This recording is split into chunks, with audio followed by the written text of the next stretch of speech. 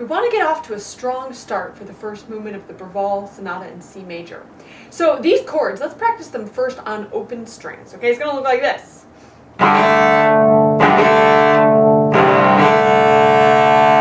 Okay, we're just going for a big, powerful sound, and careful that your angle of your stick, your bow stick, is coming around when you go up to the higher strings, right? So here I'm on lower strings, here I'm on higher strings. Very different place. Okay, so open strings again.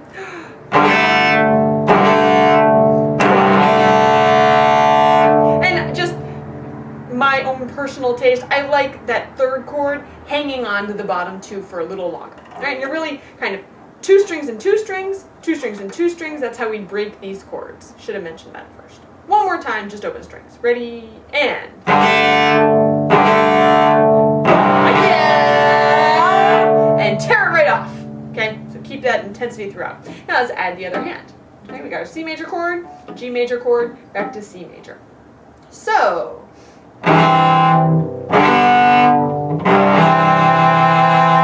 And you know what? We should both do vibrato. I didn't really do vibrato first there. Let's put tons of vibrato on every chord, and.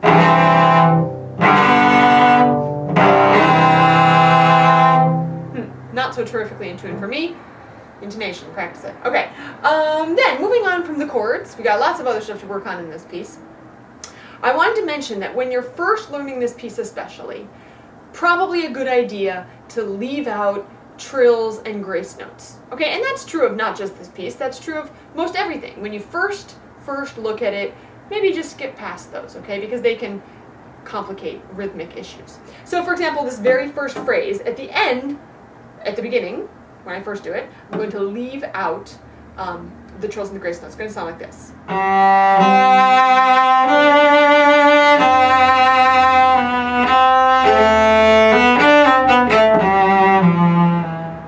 Okay, so it's just those last 3 notes. And notice I've still got a really nice phrase shape, more or less least. All right, that's easy enough. So then maybe I will add just the trill.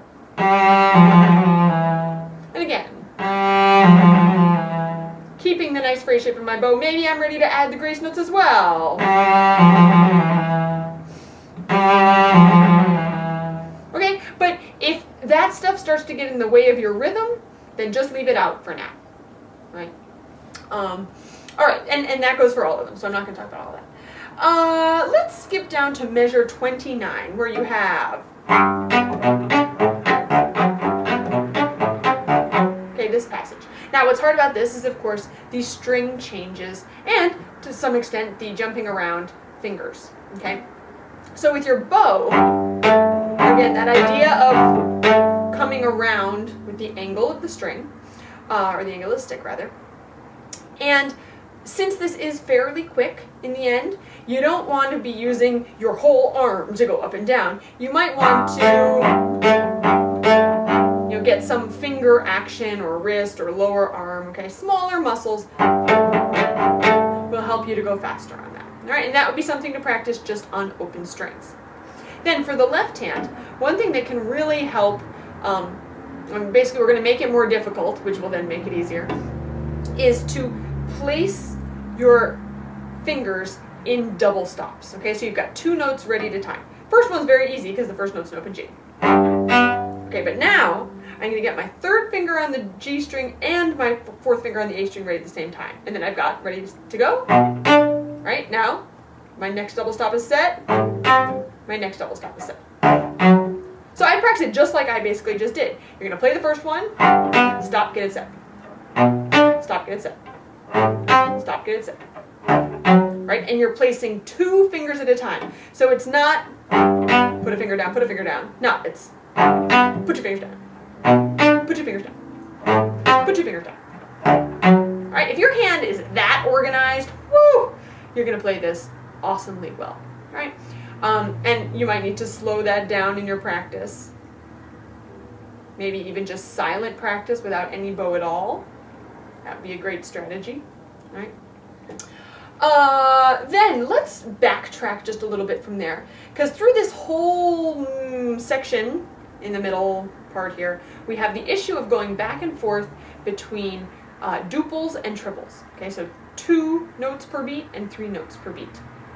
And there's many different ways of thinking about this. The way I'm going to think about it right now is in terms of kiwis and pineapple. So our duple is kiwi, kiwi, kiwi, kiwi, and triple, pineapple, pineapple, pineapple, pineapple. So basically what I've got, I want to start thinking my kiwis and my pineapples in advance. So maybe I've got kiwi, kiwi, kiwi, kiwi, kiwi, kiwi,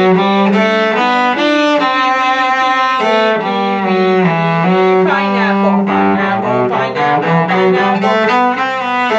kiwi, kiwi, kiwi, pineapple, pineapple, pineapple, pineapple, kiwi, kiwi, kiwi, kiwi, kiwi, pineapple, pineapple, kiwi,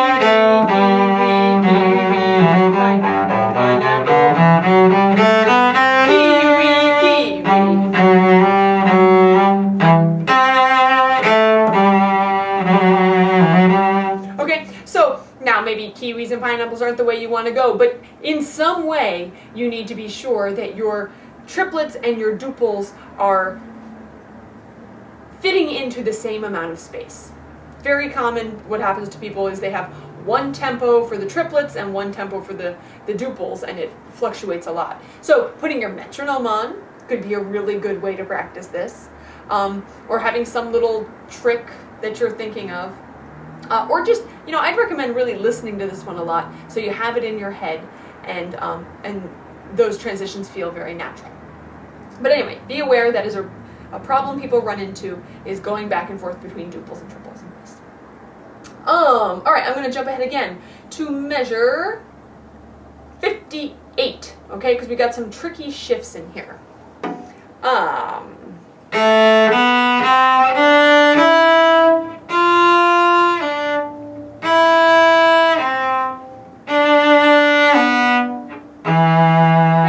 Intonation-wise, this tends to get people. So the first shift, not a big deal. Just to lower the third. Now, what we have is one of those kind of inchwormy shifts. It's a teeny one, so I'm just going to scooch my fourth finger back a little, play that note, then extend back from there. And that is an extension, okay? That one in the middle really needs to be a nice big extension, or else you'll be out of tune. So we had little squish up shift again, inchworm shift, and now, okay, let me show you that one more time.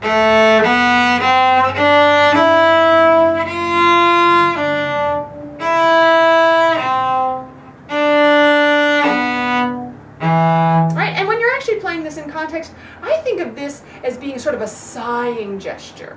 So you're like, right,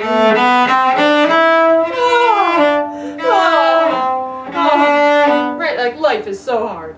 And your bow is really what does that, like more or less. Okay, so getting the intonation here. Sorry about that, the memory card was full. So, where did we leave off? We just did the spot around measure 58. Let's move on to what's at measure 89. I'm going to start the pickup to 89. And what's tricky about this spot is that we've got all these second finger notes that happen right in a row. Now, you could very well jump your second finger back and forth, but at a quick tempo, I don't know it's going to work so well. Man, that's hard. Okay, so for me, the jumping the finger back and forth doesn't really work so well. So instead, I'm going to do the finger squish. All right? And I'll tell you exactly where I'd put it down. Let me think, actually. Now,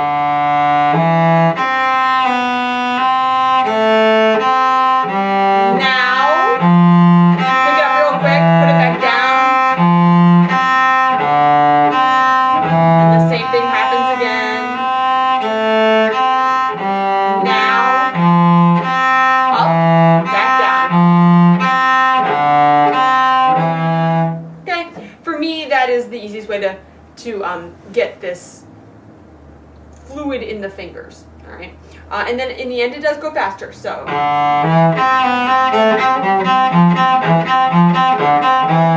Okay, that kind of idea. Now let's move on to one last spot, and that is measure 101. All right. Counting this last line tends to trip people up a little bit. All right, and there are just some details. So we've got 1, 2, 3, lift. Okay, can we try that again? So what you'll notice I did, I went all the way out, and then right on that fourth beat, I lifted back up, got myself close to the frog for a small up bow. 3, 4, bum bum, and actually my rhythm was wrong. So let me try that again for my sake. 1, 2, 3, 4.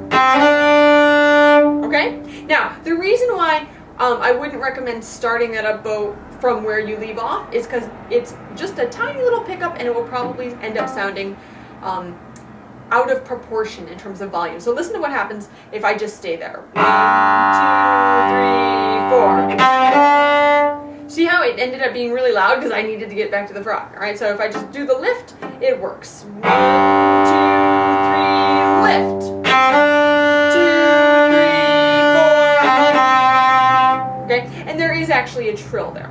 But first I'm going to practice it without the trill. So let's just try that again. 1, 2, 3, lift. 1, 2, 3, 4. Okay, did you catch how right on beat 3 I changed directions on that long note? All right, so I will add in the trill this time. 1, 2, 3, lift. 1, 2, 3,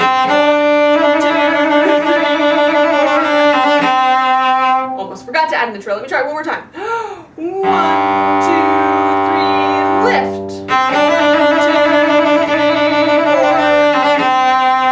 4. Okay, and you got a big old extension for that whole chunk right there.